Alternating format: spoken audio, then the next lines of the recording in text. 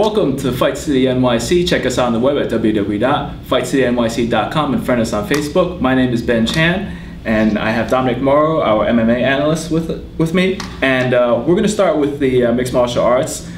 Dominic, last week we had UFC 135 in Denver, Colorado. Joe Rogan was really excited and yelling into the microphone as usual. It was a pretty action-packed card. Yeah, no, it was an action-packed card. There was a little bit of, we'll go with blubber in the middle, but the card started out on a high note. Nate Diaz, Takanori Gomi, like I was hoping for, fireworks in that fight. Mm-hmm. Takanori Gomi came out swinging for about 3 minutes. It's par for the course, right. Especially at high altitude. That's actually pretty good. Didn't connect with any of his counters. He has a lot of power in his hands. Never connected. Nate Diaz was teeing off with some nice crisp straight punches, and the fight ended exactly the way you predicted it. Yeah, once Gomi gassed out, the fight went to the ground. Gomi ends up in an armbar, escapes that into a triangle, escapes that into another armbar, and finally tapped out. I think it was about 30 seconds left in the first round, but exciting fight. Really fast-paced fight. That was won by Nate Diaz's precise punching. Yes, I think so. Nate Diaz won the day with his actually really improved striking, I gotta say. Must be training with his brother. Mm-hmm. And it's a good thing that the the pay-per-view portion of the card started in such an exciting fashion, because then the crowd and the audience was treated to Browne versus Broughton, two heavyweights. Yeah, that was a bit of a slop fest. I feel bad for those guys. They're bigger men. They were fighting at altitude, and it showed. It was a sloppy fight, bit of a slugfest. Not much to say there other than by not putting away Broughton quickly, I think Browne showed that he's not really ready to challenge at the top tier of the heavyweight division yet. Right, and that was followed up by another pairing of heavyweights that showed that heavyweight fights can be fun. Yeah, this was similarly, two big men gassing out. I mean, like you said, right. Rothwell at the end of the second round. Rothwell versus Hunt, yeah. And I mean, for all intents and purposes, it looked like Rothwell was out on his feet at the end of the second round. And I thought that when he came out in the third round, he was still out on his feet, and yet somehow he survived. He showed an impressive chin. Yeah. He did. He showed an impressive chin. He showed impressive lungs. But this was a fight that was in the same vein as Browne versus Broughton, but with more technique. I'm really partial to Mark Hunt. I've been a fan of his for a long time, back to his kickboxing days in K1.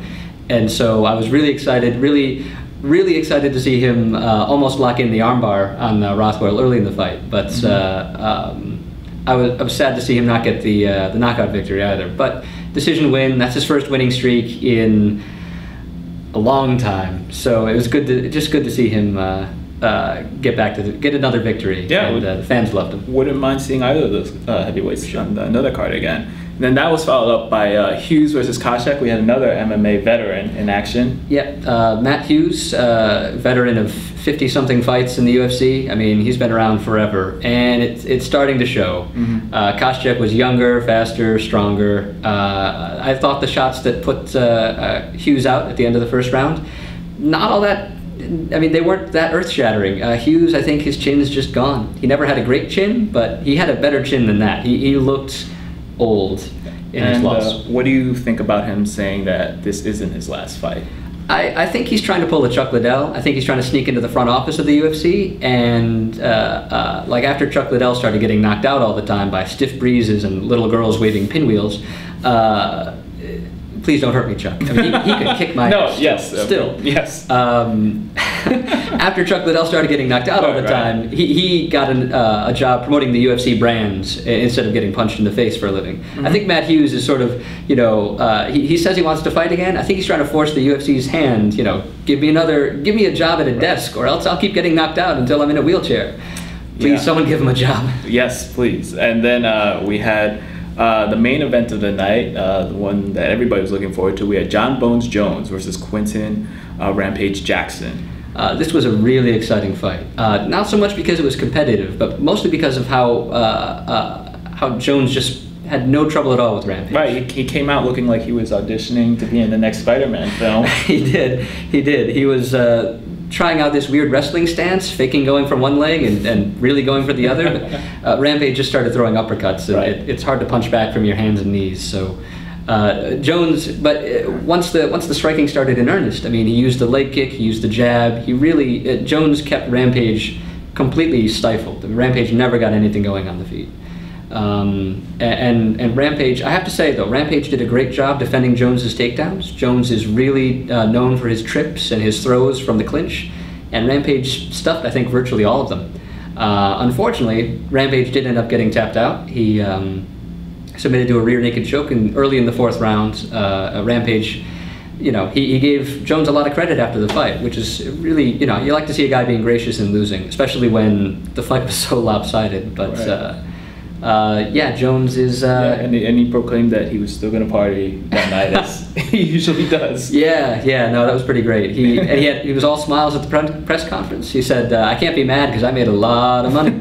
Right. He's got a good sense of humor. And so this sets up Jones versus Rashad Evans, I guess after Jones recovers from his foot injuries. Yeah, Jones hurt both of his feet kicking Jackson in the legs all night, and so that's going to put the fight that everyone wants to see, Rashad Evans versus Bones Jones, on hold for at least 6 months. That's how long Jones's medical suspensions are. So it's going to be rough. So all looking forward to that. And then we have UFC action this weekend on Versus. We have 4 fights. The main event being Cruz versus Johnson. Let's explore those fights. We have Matt Wiman versus Matt Danzig. Yeah, this is going to be an interesting fight between 2 guys who are in the middle of the lightweight division. And this is a rematch. The first fight ended controversially. Yeah, Matt Wiman locked in a guillotine choke on Matt Danzig about a minute into the first fight, and Danzig was never out. Danzig never tapped. The referee did stop the fight, and Danzig immediately started protesting. So the UFC decided that they'd rematch. There were injuries. The fight's been shuffled around. This fight was about a year ago. So now they're finally getting their rematch, and Wiman wants to prove that the first fight wasn't a fluke. Danzig wants to prove that it was a fluke. Matt Wiman is probably going to try to use his wrestling, use his ground and pounds, but Danzig is really dangerous off of his back. Danzig's striking is always getting better, but I really don't see Danzig knocking out Wiman on the feet or really threatening him on the feet too much.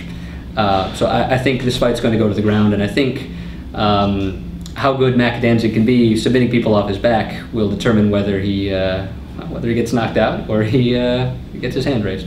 And then we have what looks to be a fun matchup between Anthony Johnson and Charlie Brenneman. Yeah, this is going to be an interesting fight. Charlie Brenneman is just coming off of a giant upset victory over Rick Story. He is the... he won a different sort of sports reality TV show. He won the first season of Pros vs. Joes, which shows you his athletic pedigree. Right. Also, he was a high school Spanish teacher, which shows you the opposite of an athletic pedigree. I don't know. That means, I guess, that he can submit in 2 different languages then? Ooh, very nice. He knows how to tap out. No mas! No mas! So Anthony Johnson is a big, powerful wrestler. He was a standout collegiate wrestler, national champion. And he cuts down from well over 200 pounds down to the weight limit of 170 pounds. So he's a powerful striker, he's fast, he's really athletic, and Charlie Brenneman is going to have a really hard time imposing his game plan of get the fight to the ground and just wrestle around on top of a guy for 15 minutes. I think at some point Johnson is going to be able to stuff one of Brenneman's takedowns, and Charlie Brenneman's going to get hit in the face at least once in this fight. We're going to see how good his chin is. Okay. We know how good his wrestling is, but we're going to find out about his chin. Yes, we certainly will. And then after that fight, we have another kind of interesting matchup, I guess. It's a freak show. Yeah, between Pat Barry versus Stefan Struve. Yeah, Pat Barry is the shortest heavyweight in the UFC. He's 5'11" and 240 pounds. Stefan Struve, his opponent, is 6'11" and about 240 pounds, actually. It's this is going to be like Laurel and Hardy in the ring. Right. Stefan Struve is gigantic by any sense of the word. But he's not much of a striker. Pat Barry's the striker between the two of them. Stefan Struve is going to want to get the fight to the ground in a hurry and use his really excellent grappling skills to submit Pat Barry. Pat Barry, really nothing to offer on the ground. He can spell ground, I think, but he really prefers to stand and fight. He's a kickboxer by trade. He has 20-something kickboxing matches, won actually most of them.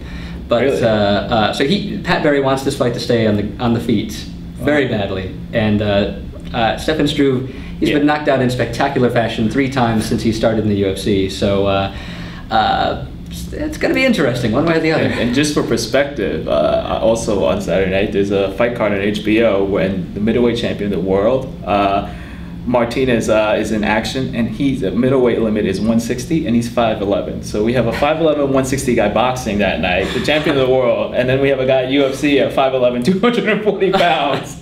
It's mostly muscle. He's got a little bit of extra, but it's mostly muscle. That's the crazy part. Wow. This is not a Roy Nelson situation. If you haven't seen Roy Nelson, Google him and search. The guy should be sponsored by Burger King. Wow. But Pat Barry, much wider, not so round. But interesting. Okay. That's good perspective. 5'11", 160. It's good size, I think. But. Right. And then we have the main event of the night: Dominick Cruz versus Demetrious Mighty Mouse Johnson. Yeah, this is the championship fight. Dominick Cruz is the bantamweight champion, 135 pounds. I don't think he's 5'11". If all these people are 5'11", we got problems. But, Dominick Cruz, really unorthodox striker. He's fast. He darts in, lands a couple of punches from all different sorts of angles. I mean, they're not coming from his shoulders. They're from the hips, from below, from around the side. Weird punches. Bends from the hips. He's really fun to watch. Absolutely zero knockout power. He's got 8 victories in the UFC and WEC, and only one of them has been not a decision, and that was a doctor stop when his opponent broke his hand on Cruz's face. So not a lot of knockout power, but interesting punches nonetheless. And he's fighting Mighty Mouse Johnson, who is undersized for the 135-pound division, believe it or not.